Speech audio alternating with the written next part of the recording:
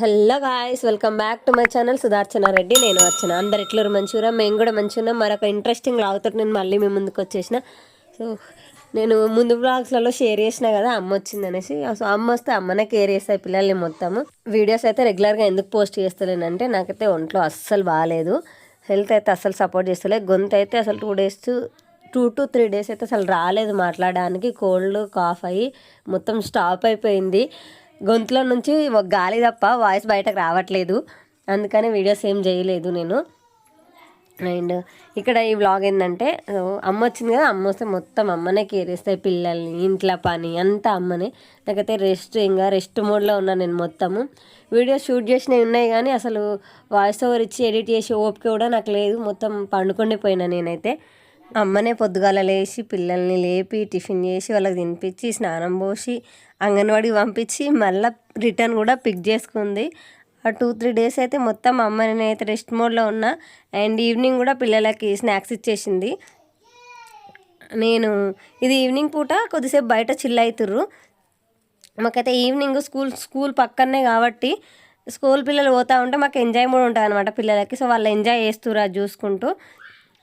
And మాకు weekly once market అయితే అని చెప్పిన కదా.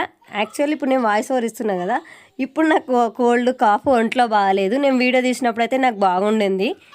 ఆ రోజు థర్స్డే మాకు మార్కెట్. సో నేను మార్కెట్కి వెళ్తున్నా. ఆఫ్టర్ 1.5 year తర్వాత నేను ఇప్పుడే వెళ్తున్నా ఫస్ట్ టైము. చిన్న పాప కడుపులో పడ్డప్పటి నుంచి నేను మళ్ళీ తను డెలివరీ ఇప్పటి వరకు కూడా నేను మార్కెట్కి వెళ్ళలేదు.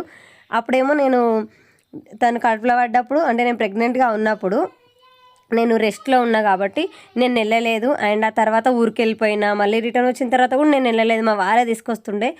మోస్ట్లీ మా వారే తీసుకొస్తారు, ఎందుకంటే ఇద్దరు పిల్లల్ని వేసుకొని నేను పోలేను మార్కెట్కి.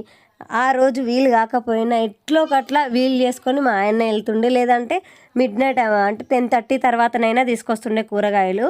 బట్ నేను మాత్రం పోకపోతుండే. హ్యాట్స్ ఆఫ్ ఎవరైతే మదర్స్. నేను అప్పుడప్పుడు మార్కెట్కి వెళ్ళినప్పుడు చూస్తుంటా కదా, ఒక సంఖలో పిల్లలు, ఒక చేతిలో పర్సు, ఇంకొక చేతిలో కూరగాయలు, వాళ్ళని పట్టుకొని మరీ మార్కెట్కి వెళ్తుండే. అట్లాంటి వాళ్ళకి సెల్యూట్. నా వల్ల మాత్రం అస్సలు కాదు అట్లా పిల్లల్ని ఎత్తుకొని కూరగాయలు పట్టుకొని రావడం.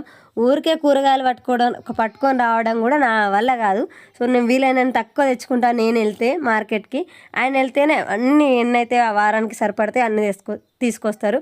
మరి అంతా వీలు కానప్పుడు ఇంటి ముందరికి వచ్చినప్పుడు తీసుకోవచ్చు అని మీరు అనుకోవచ్చు. మా గల్లీలో అయితే అసలు ఇంటి ముందర కూరగాయలే రావు. ఒక అరటి పండ్లు తప్పించి ఇంకేవి రావు మా గల్లీలకి. ఎవ్వరు కొనరు, అందుకే రావు. అందుకే మాకు మార్కెట్లోనే, లేదంటే షాప్లో అంత ఫ్రెష్గా ఉండే, మార్కెట్లో ఉన్నంత ఫ్రెష్గా. షాప్లో ఎప్పటియో స్టోర్ చేసి అమ్ముతారు కదా, అంత ఫ్రెష్గా ఉన్నాయి అన్నట్టుగా ఎక్కువ మేము మార్కెటే ప్రిఫర్ చేస్తాము. మళ్ళీ ఆ రోజు నేను ఫస్ట్ టైం వెళ్ళిన వానమొగులు కూడా ఉందన్నట్టుగా మార్కెట్ ఇంకా పెడతా ఉన్నారు. అప్పుడే వెళ్ళిపోయినా నేనైతే తీసుకురావడానికి. అండ్ మా మార్కెట్లో నేను ఇంతకుముందు వీడియోస్లో ముందు లాస్ట్ అంటే డెలివరీ కంటే ముందు వ్లాగ్స్లలో కూడా నేను షేర్ చేసిన అన్నీ దొరుకుతాయి మా మార్కెట్లో. A to Z ఇది దొరుకుతుంది, ఇది దొరకదు అనేది ఏముండదు. డెకరేషన్ ఐటమ్స్ కూడా చాలా దొరుకుతాయి.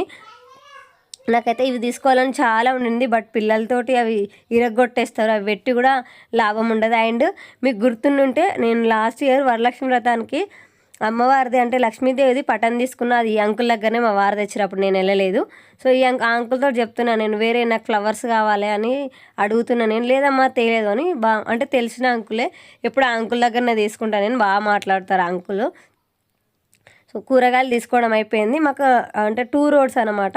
ఒక రోడ్ మొత్తం బ్లాక్ చేస్తారు కూరగాయలు మార్కెట్ చేసుకోవడానికి, ఇంకొక రోడ్ ఏమో బండ్లు పోవడానికి ఇష్టపెడతారనమాట. 2 way కాదు 4 way అనమాట. సో అటు సైడ్ మొత్తము కూరగాయలకు ఇష్టపెడతారు. సో కూరగాయలు తీసుకొని ఇటు సైడ్ నుంచి వచ్చేస్తున్నా. మళ్ళీ ఆ కూరగాయల మధ్యలో నుంచి రావాలంటే లేట్ అయితే టైం పడుతుంది అన్నట్టు నేను ఇటు సైడ్ నుంచి వస్తున్నా. అండ్ ఆ రోజు మా సనీక్షకి బ్యాగ్ తీసుకొచ్చిన మార్కెట్లోనే. నేను ఇంతకుముందు వ్లాగ్లో కూడా షేర్ చేసిన కదా, అంగన్వాడీ వ్లాగ్లో, పాపకి ఇంకా కొనలేదనేసి. సో అందుకనే కొన్న తనకి బ్యాగ్. నెక్స్ట్ అది కొన్న తెల్లారే మా సనీక్ష అంగన్వాడికి వేసుకొని పోయింది. సో వాళ్ళ ఫ్రెండ్స్ చూపించడానికి కొత్త బ్యాగ్ అనేసి. అండ్ అమ్మ వచ్చిందని చెప్పిన కదా, తమ్ముడు వచ్చిండు అమ్మ దగ్గరికి, అంటే నా దగ్గరికి అమ్మని చూద్దామని వచ్చిండు. అండ్ వస్తూ మా సనీక్ష డార్క్ ఫ్యాంటసీ బిస్కెట్స్ టీవీలో యాడ్ వస్తుండే, నాకు అది కావాలని అడిగింది. సో ఇక్కడ ఏడ దొరకలేదు. మళ్ళీ వాడు ఏదో మాల్కి పోయినప్పుడు తీసుకొచ్చిండు ప్యాకెట్. అండ్ ఇది ఒకటి క్లే బకెట్ తీసుకొచ్చిండు. ఇలా అన్నీ క్లే వచ్చిందనమాట. దాంతో పిల్లలు మంచిగా, మా సనీక్ష అయితే మంచిగా ఎంజాయ్ చేస్తుంది దీంతో ఆడుకోవడం, మింగిల్ అవుతుంది.